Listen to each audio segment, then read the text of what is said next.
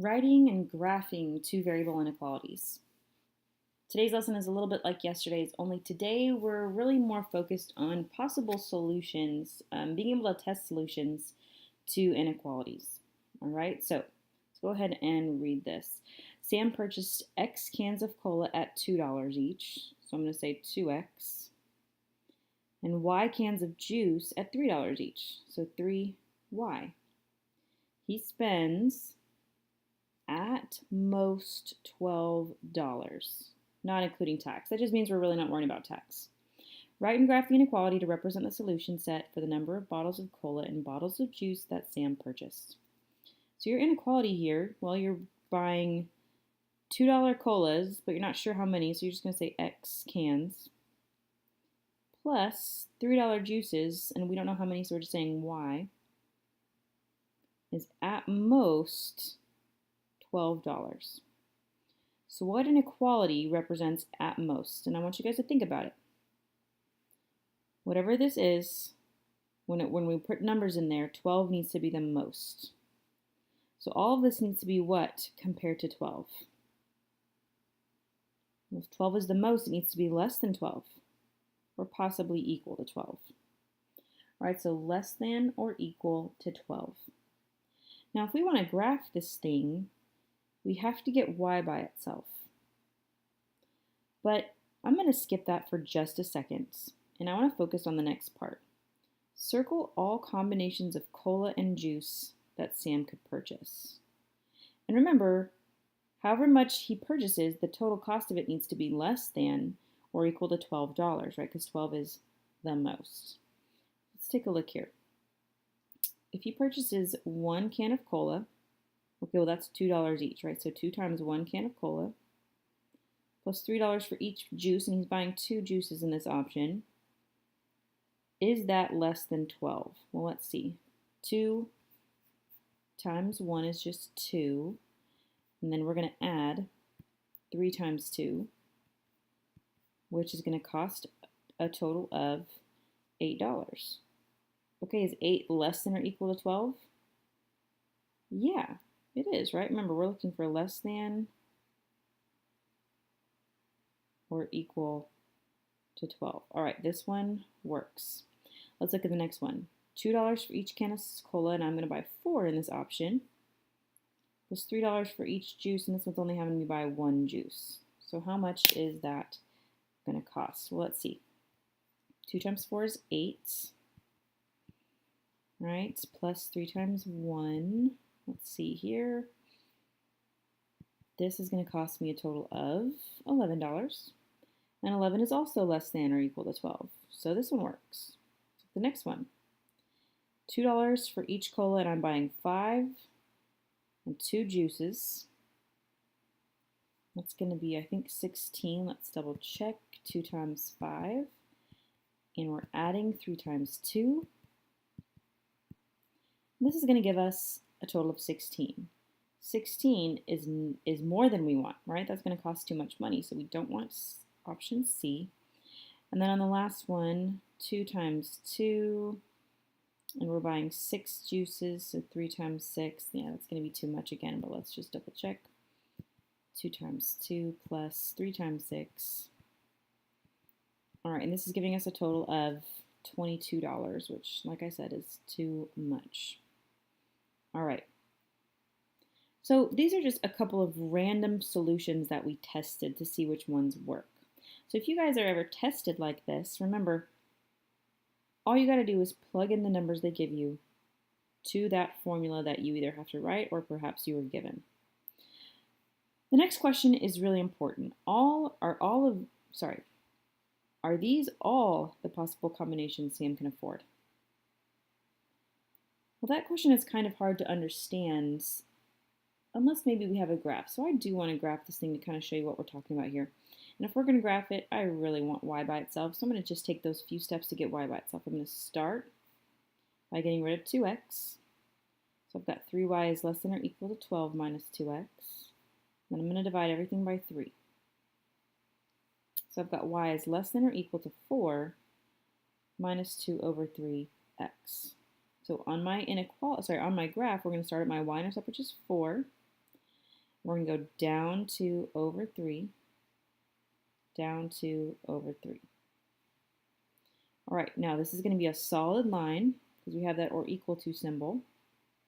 And we're going to shade below it. So all of these combinations here in the shaded area would work, right? They're all solutions. Take a second and kind of really examine this, right? If X, this is cola, right, because this is X, and this is juice over here because it's Y, 1 cola and 2 juices would be here. Okay, in the shaded area. 4 colas and 1 juice would be here, again, in the shaded area.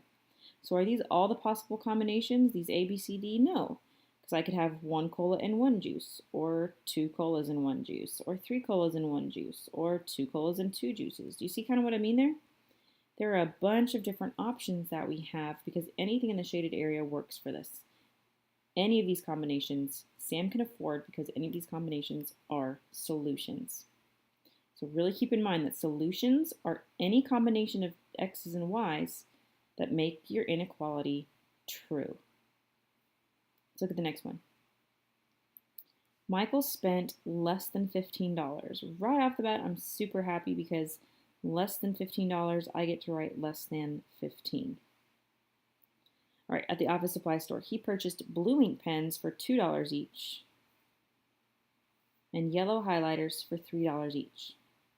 What are some possible combinations of ink pens X, so these blue ink pens are X, and highlighters Y, so $3 highlighters go with Y that he can buy. All right, well, if blue ink pens are $2, we got 2X plus $3 highlighters, so 3Y, is less than 15. All right, let's see which combinations make sense. Keep in mind that X's and Y's always go in the same order, so these are all the number of blue ink pens he might buy, and these are all the number of yellow highlighters he might buy. So let's take a look here. $2 for each for each blue ink pen, and looks like he's buying 8 in this option. $3 highlighters, which looks like he's buying 3. They're supposed to be less than 15. So let's take a look here. Well, 2 times 8 is already over budget, but let's just go ahead and type it in here. Plus 3 times 3. All right, if he buys this combination, he's spending $25, which is way too much than he wanted to spend. All right, and the next one, we're plugging in a 4 for X and a 1 for Y. So 4 blue ink pens and 1 highlighter in this combination. All right, this particular combo is going to cost him, let's see, 2 times 4 plus 3 times 1, not 31. This is going to cost him $11. Okay, that's less than 15. This one works. 1 and 1, I think we all know is going to work fine. Okay, I'm going to skip my calculator this time and just say that's 2 plus 3, which is 5. Okay, that works. And then the last one, 2 and 5. All right, so $2 for 2 blue ink pens plus $3 for each highlighter. Let's see how much this costs us. All right, so we got 2 times 2 plus 3 times 5 for a total of $19. Okay, again, that's too much. So it looks like out of these answer choices, 2 of them would work. If you wanted to find more solutions, you're going to want to graph this thing. All right, so that's what our graph is over here for. So it said X was blue ink pens, and it said that the Y value was highlighters, which I'm just going to use an H. And let's talk about how we might graph these. Get Y by itself, definitely your easiest option here. So we've got 3y is less than 15 minus 2x, divide by 3. And we've got y is less than 5 minus 2/3 x. So on my graph, I'm going to start at my y-intercept, which is 5. I'm going to go down to and over 3, down to and over 3. Now my line this time is just a dashed line, because I don't actually want to spend $15. I want to spend less than $15. Again, it's a less than sign though, which means that my combinations are all going to fall under this line. But Any point under this line, any combination of blue pens and highlighters that falls in the shaded area would work in this situation.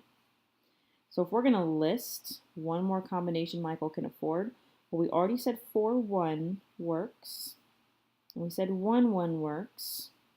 So how about this one right here? How about 3 pens and 2 highlighters? Is this the only correct answer to this question? Absolutely not. There are a few other ones that would work. Keep in mind that points on the dashed line would not be solutions. So you could not say 6 pens and 1 highlighter because that would cost you exactly 15 bucks. Remember, you wanted less than 15. So dotted line points don't work. All right, last 2. All right, we're almost to the end here. Katie's planning to build a stone patio in her backyard. She wants the stones to be either rectangular or square. The rectangular stones have an area of 2 square feet. The square stones have an area of 4 square feet. If the area of her patio can be no more than 200 square feet, write an inequality. They want you to use regular stones or x, so 2x. And they want you to use square stones or y. All right, so 4 square feet each, so 4y. All right, so 2x, right, plus 4y needs to be no more than 200. So what inequality is going to say no more than 200? If this needs to be not more than 200, then it needs to be less than, or possibly equal to, because if you're equal to 200, you're not more than 200. So we can say one of those. So click the ordered pairs that represent the possible combinations. So we're doing this now without a graph. We're just plugging these different ones in to see which ones work. So let me kind of get them set up here for you. We want them to be less than or equal to 200. All right, so these 4 options, we want them to be less than or equal to 200. So I'm going to plug in a 20 and a 40 to my inequality that I wrote up here. So 2 times 20 plus 4 times 40. The next one will have me plugging in 2 times 40 plus 4 times 20. This one's having me plug in 2 times 25 plus 4 times 40. And the last one has me doing 2 times 4 plus 4 times 48. I'm going to show you kind of a little shortcut here with my calculator. Go ahead and take a look. Let's do the first one. 2 times 20 plus 4 times 40. And remember, if it's a solution, it'll be less than or equal to 200. And it's 200, which is okay. So that's a solution. Now watch, I'm going to press second entry in my calculator because I'm keeping the 20 and the 40, so I'm just going to go type in a different number here. Right now I'm going to go ahead now and look at this second one. So I'm going to type in 2 times 40 and 4 times 20, and I'm just going to click enter. Okay, 160. Is that less than or equal to 200? Yeah, it is. So that's a solution, a possible solution. Let's look at the next one. Second entry. And now I want to do 2 times 25 and 4 times 40. And this is going to give me 210. All right, that's too much. It's not less than or equal to 200. And then my final choice, we're plugging in 4 for x. So I have to delete this second number here. And 48 for my second number. All right, and we get exactly 200. So this also works. So in this case, 3 of the options were possible combinations, and this is the one that did not work. All right, last example. Here we go. Elizabeth has at most $2.50 in her pocket. So we're going to deal with this side later, but at most $2.50. If $2.50 is the most, then this needs to be what compared to $2.50?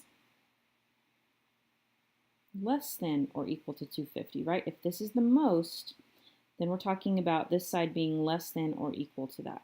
Let's keep reading to find out what we should be writing. The coins are nickels and dimes. Write an inequality represent the number of nickels N and dimes D Elizabeth has in her pocket.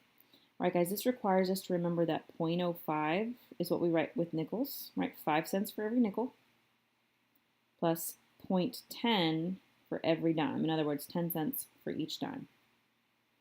So here's our inequality, and we're going to find out which of these combos will work. Remember, they need to come out less than, or possibly equal to, sorry, right? Because if 250 is the most, it can be all the way up to 250. Less than or equal to 2.50 is what we're looking for.